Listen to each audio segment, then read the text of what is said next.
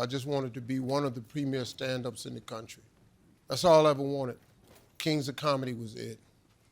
Biggest comedy tour in the history of comedy. And we sold more tickets than anybody, and we set new records, and this was before social media and all of that. It was a bad, bad tour, man. I thought that was it. But the funny thing, though, man, about God, God's plan is always better than your plan.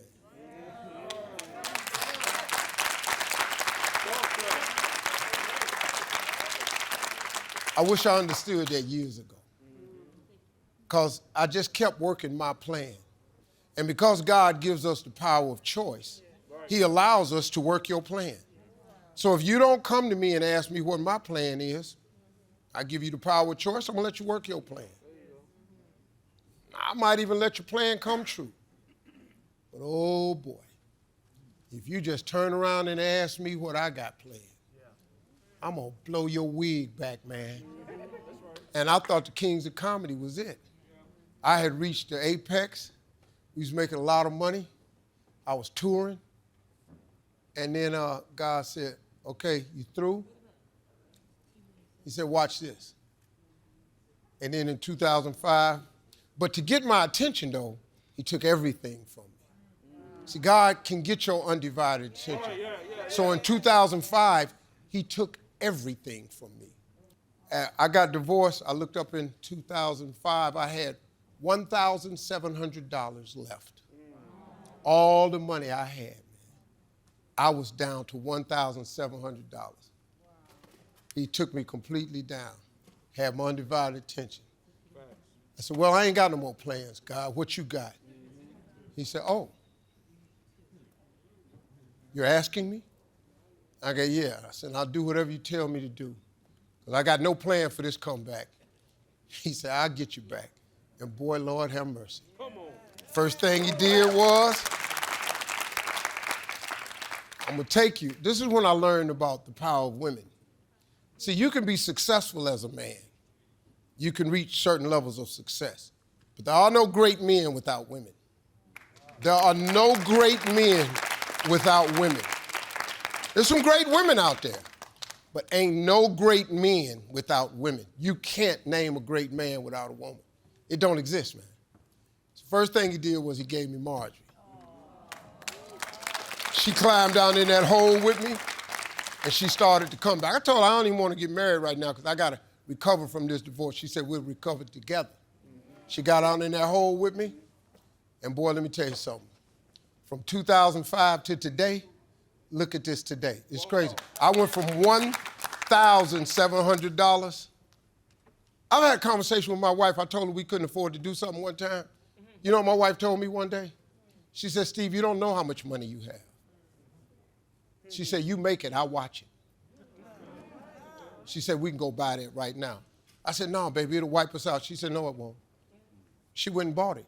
It ain't wipe us out. That's when I knew. I said, this is a bad chick right here, because I didn't even know what I had. And people kill me. You know, see, you're a man and you don't have enough in you to give your girl credit, then you short. You know, why you can't give your girl credit? I'm a star. Look, I'm in front. I'm on TV. What else I need? I need somebody to cover that background. I need somebody to watch my back. She sees I don't see. You get a good-ass woman, man, your ass can be something. Because I would have never been this without her. I'm just telling you real talk. That's real talk. Impossible. Impossible, man. Bad girl. But nothing beat that God, though, boy. That God, he's a bad boy. I don't care what you do. He got something for you. He'll take you places you never thought you'd go. He's a bad something, man. All you gotta do is pay attention. Look, I'm telling you, I had $1,700 in 2005. What?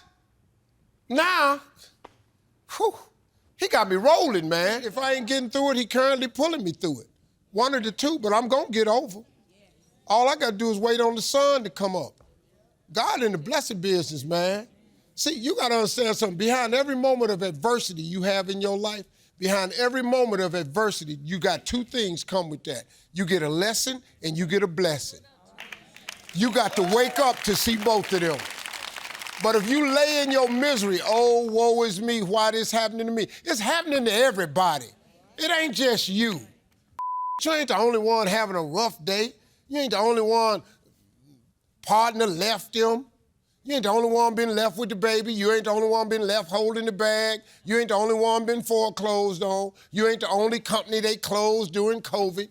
You ain't the only one whose friend stabbed you in the back. You ain't the only one. It happening to everybody. Man, skip them. Sometimes the backstabbing is good. They can't stab you but one time.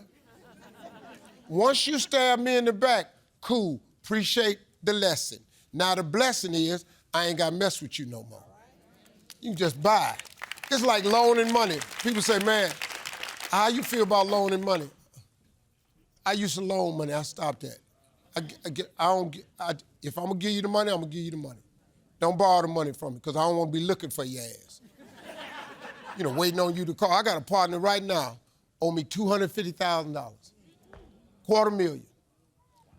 I see him all the time. Steve, what's up? Hey, man, what's happening? Sent me a picture of a watch and said, hey, man, somebody told me you had this watch because I collect watches. He said, I'm finna buy the watch. You think I ought to buy it? The watch was $850,000. I said, man, you got the money, go on get it. Thanks, man, just checking on you. Owe me $250,000. The old Steve Harvey, the about 30 years old, will be on TMZ tonight. But you know what happened? Because I know how it worked, I left him alone. I'd have made that back so many times, man, I don't even be studying him. And you know, that's on him. But what I done got in return, I done got all kinds of blessings. He been in the hospital, I'm healthy.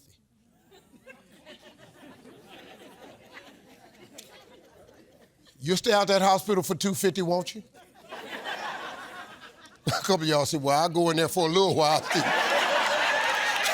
Hey, Steve, you stay out for $250. I check in that this evening. You can keep me in that rest of the year. My bad. My bad, I forgot. Sometimes you got to read the room. I said, you stay out of the hospital for $250, bruh say. So what you saying, Steve? Diplomas are pieces of paper that sit on walls. After you get a diploma, real life starts. You got to chase your dreams, man. I don't really give a what your paper says. If it ain't what you're dreaming of doing, plus that paper's kind of deceptive anyway.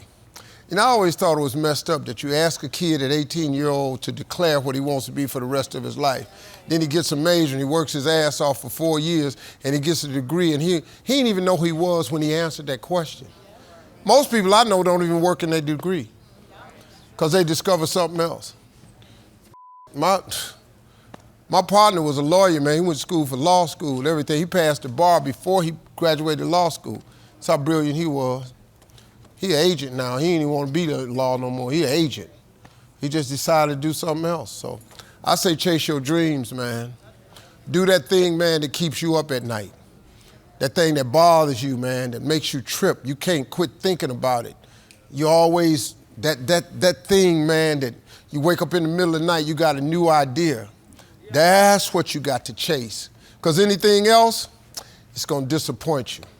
You're going to forever be sad, man. If you don't chase that dream, you're going to forever be miserable, man. Bishop Jakes was talking one day on a podcast. I heard him talking. He said, I would hate to die and never do the thing I was born to do. That's a sad thing, man. That people like, they never chase because you got jobs and stuff and you listening to other people. I would, man, if I hadn't chased my dream, I wouldn't be here. If I listened to my mother and father, I'd have been a construction worker, just like my brothers. Boy, this the work we do, we Harveys. I was out there on that bridge with that tar mop in my hand, swabbing that tar on them cracks on the freeway. I was thinking the whole time, I got to get the out of here. This is not what I'm dreaming of. I was never dreaming of that. I had a dream, man, I was a little kid, I wanted to be on TV. Some crazy shit in the 60s to sit up and say you want to be on TV. It was unheard of, man. But it's all I had. So, you know, I would chase that dream, not that diploma. You got the diploma. It signifies that you have the ability to complete a task very well. And there's some, you know, if you want to be a doctor, lawyer, you got to get a degree. Come on now. But what if you made that decision when you was 18, you want to be something else? You know, you want to go be a writer, go be a writer. I mean, you know, I could tell you, it's a sad way to make a living at something you don't enjoy doing. You're going to do that till you're 65, then you're going to retire, then they're going to give you a third of what you can't live on anyway. That's the plan. They'll give you a gold watch, a turkey, and 1/3 of what you're having a hard time living on now. Nah.